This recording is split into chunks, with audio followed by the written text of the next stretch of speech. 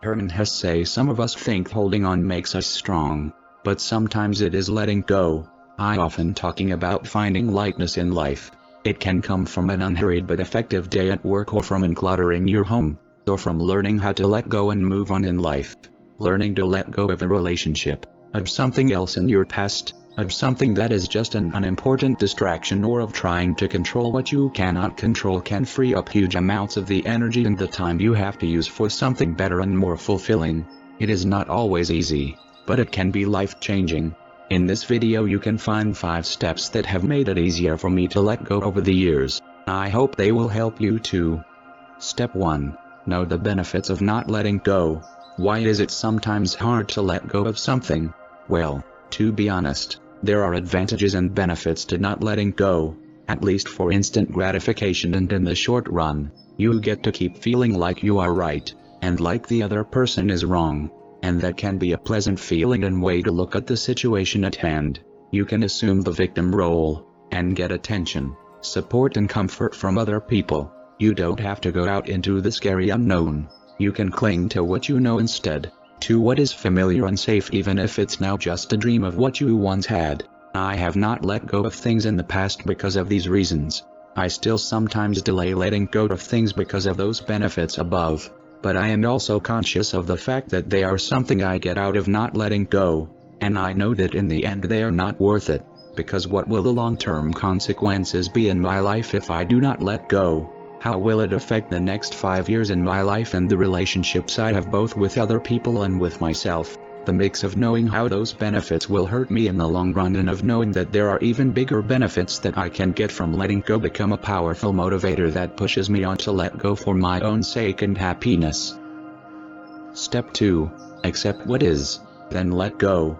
When you accept what is, that this has happened, then it becomes easier to let go. Why?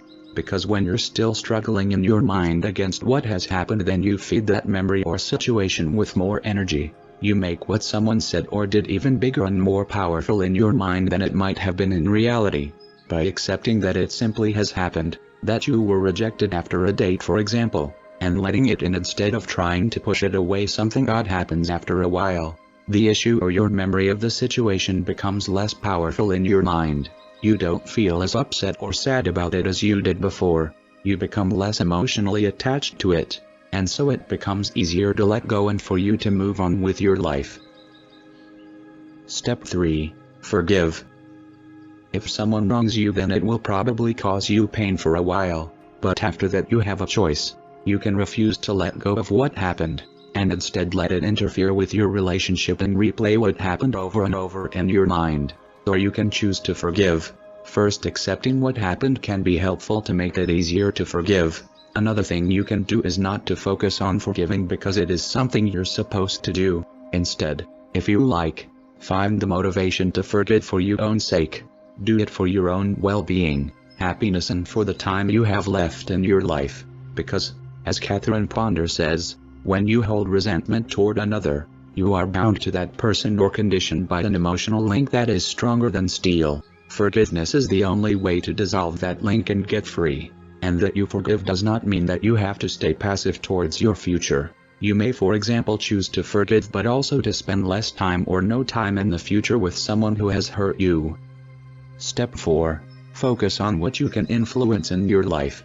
By reliving what happened over and over in your mind, you aren't really changing anything. Unless you have a time machine, you don't have any control over the past, and being distracted or worried by things that you cannot control in your life in any way right now doesn't help. So ask yourself, what can I focus my time and energy on instead to actually make positive progress or a change in my life?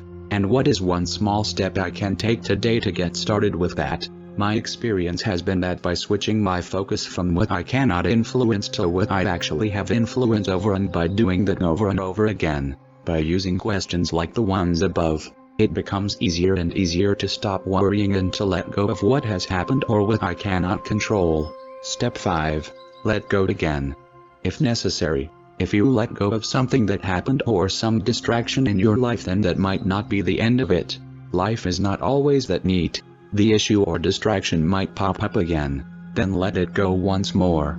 I have found that each time I let something go, it pops up less and less frequently and it has less power over me.